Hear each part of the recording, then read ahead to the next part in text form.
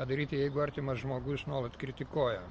Reikia kiek įmanoma tą kritiką išklausyti. Jis gali būti labai naudinga, jeigu tikrai žmogus turi nervų ir sveikatos tuos žodžius priimti.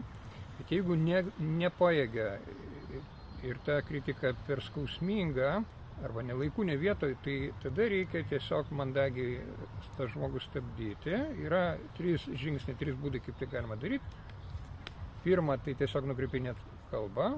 Antra, tiesiai šviesiai pasakyti, kad šitų žodžių negaliu priimti, man per sunku, per skausminga, arba keiskim temą, arba ten kalbėkim gal vėliau, kitą kartą.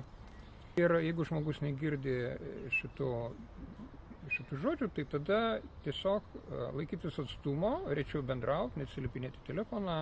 Ir tai yra vienintelės legalios, mandagios, teisingos priemonės, kaip būtent artimą žmogų laikyti, stabdyti nuo negatyvių žodžių, kuriuos jisai, sakykime, nežino kaip ir kada pasakyti švelniu mandagiu būdu.